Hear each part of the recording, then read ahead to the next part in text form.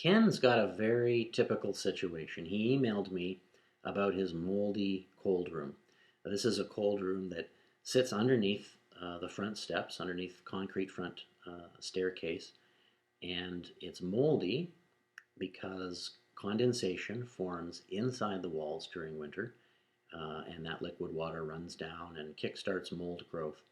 And Ken wants to know what to do about it.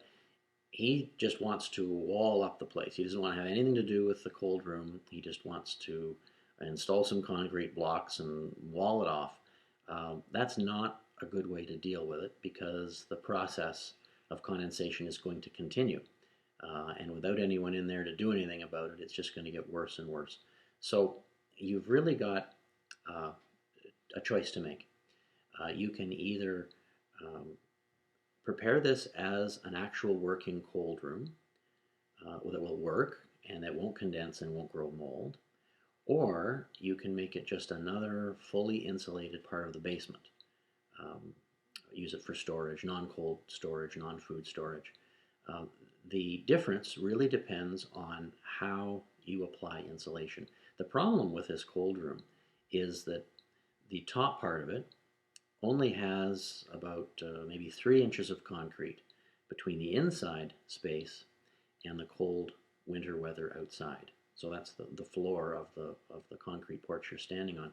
And that 3 inches of concrete is definitely not enough to keep sufficient cold out to prevent condensation. So if you're going to use your cold room as a cold room, you're going to want to insulate those areas that aren't sufficiently covered with dirt to give you an even cool temperature. So that would mean insulating the underside of the porch floor and partway down all the walls until you're about a foot or so below ground level.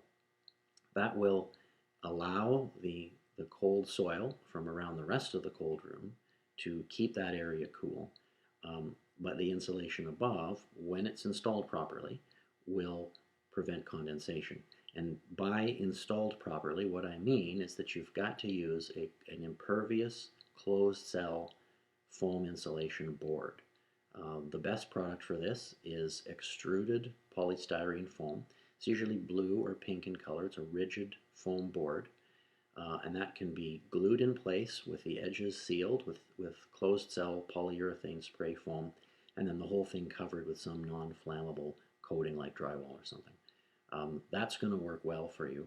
You don't want to use the white beady rigid foam board insulation because that does not prevent air from percolating through it sufficiently. You'll actually get condensation behind that kind of foam, which is definitely not what you want. You also want to put a decent door on the cold room if you're using it for cold food storage. An exterior door with a weather seal on it will do a good job. If you just want to have the space as warm, regular basement space for storage or whatever, then just follow the same procedure except put the insulation right down to the floor.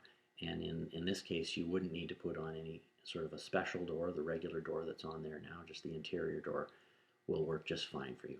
I hope that helps, Ken. Bye-bye.